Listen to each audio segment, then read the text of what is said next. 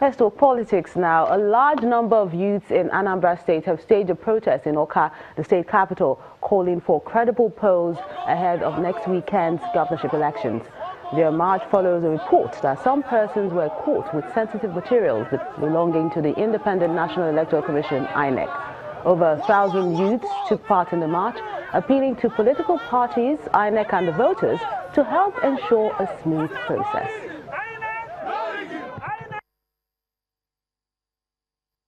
We are here simply to register our feelings towards these elections. A lot of things, whether there are rumors, whether there are facts, we don't want to know. All we want to make sure is that this election is violence-free. This election is devoid of any form of rigging.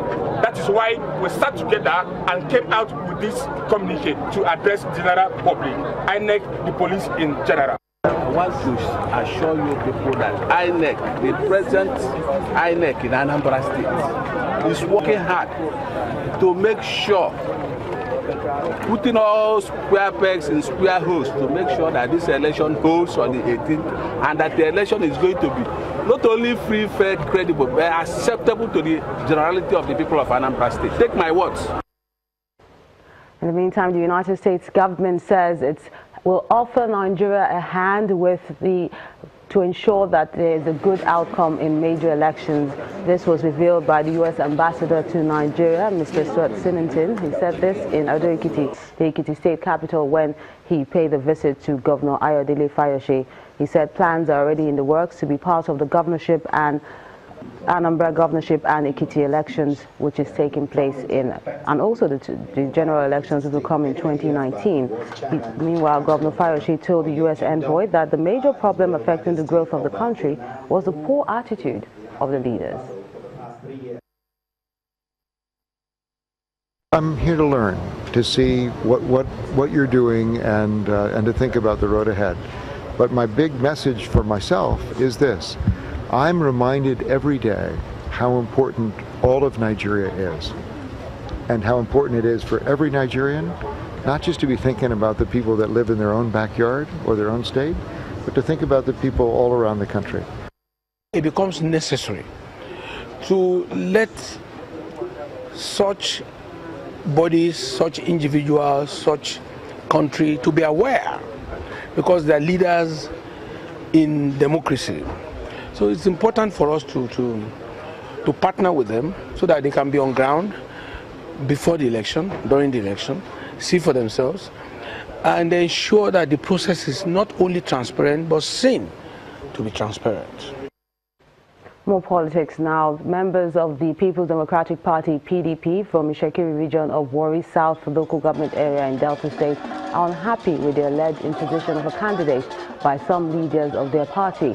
The aggrieved protesters are also accusing some party members of disrupting the political harmony of the local government. Warri Southwest happens to be the local government council that gave His Excellency Dr. Senator Ifeanyi Okowa the highest vote. Warri Southwest happens to be the highest vote. And it was emulated from the Shekiri houses. And we know our Excellency is a good, lovely governor of the state. And we want to appeal to him that his people in Warri Southwest, in the Shekiri houses, are crying out loudly. And he should listen to our cries. Yeah. And he should listen to our pains. Because we are the one that will deliver come any time of election. Yes. So we appeal to the state party school to look into our cry. We are crying bitterly. We are saying no to the opposition against us. Away from politics now, in a bid to ensure an efficient land management system, Governor Yahaya Bello of Kogi State has commissioned the Kogi State Geographic Information System. The GIS is enabled to process, analyze, store, retrieve land data electronically. Commissioning the project in Lokoja, the state capital, Governor Bello said the launch of Kogis was to move the state away from the inefficient era of analog system of land documentation. It's goodbye to the stressful, inefficient and time-consuming era of analog system of land documentation in Kogi State, with the launch of the Geographic Information System a data collection process the governor believes is the best in Nigeria. Kogi State is far ahead of every other state in the country. The system that we have here in Kogi State is superb and is far and above every other geographic information system that we have in Nigeria. Some government agencies explain the numerous benefits the system offers residents of Kogi State. Geographic Information System, GIS, is a veritable tool in land administration and management. It is the modern method of keeping files and land processing with its attendant benefits of huge revenue generation and security of landed properties. Other land transactions and processing are carried out seamlessly. Towns and cities are better organized and managed with digital methods of land administrations.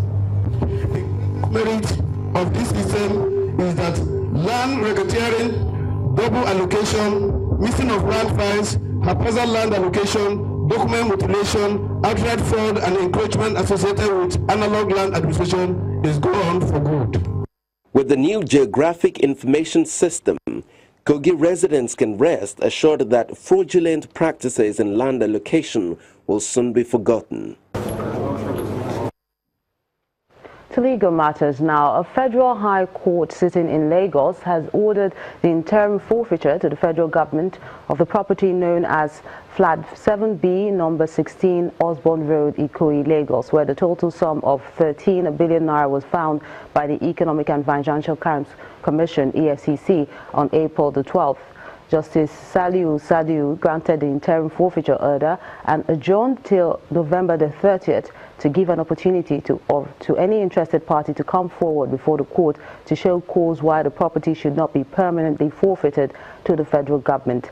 He directed the EFCC to advertise the order within 14 days in any national daily to serve as notice to such interested persons. The recovered cash, made up of about $43 million, 27,000 pounds, and 23 million naira, was said to have been kept there by the National Intelligence Agency. Mr. Ayoke, who was the director of the agency at the time when the money was discovered, has been sacked by the President, Muhammadu Buhari. And in Kebbi State, plans are on to increase rice production to help Nigeria achieve self-sufficiency of the grain and reduce its importation. It gets better as Governor Abubakar Bagudu is promising that the state will meet the federal government and help them to achieve their 2018 target for local production. Kebbi is one of Nigeria's top rice-producing states, where Vice President Professor Yemi Osinbajo recently commissioned a $10 billion rice mill with a capacity to produce 120 metric tons per annum. What is coming on in, despite the effort of our security agencies, is not rice that is comparable in quality to that which is produced in Nigeria, and therefore it can be sold cheaper than Nigerian produce because it's not of equivalent quality, and therefore it complicates the market and makes it seemingly attractive, even though in spite of NAFDAC warning that the rice is generally bad. The federal government, President Muhammadu Buhari, the chairman of NEC, Vice President Yemi Osinbajo, are very clear-headed about this thing. All the security agencies, the ministries dealing with this, the presidential task forces, we are all mobilized, and most importantly, the Nigerian populace is willing to offer support. We are optimistic that the target of self-sufficiency in rice by early 2018 will be met.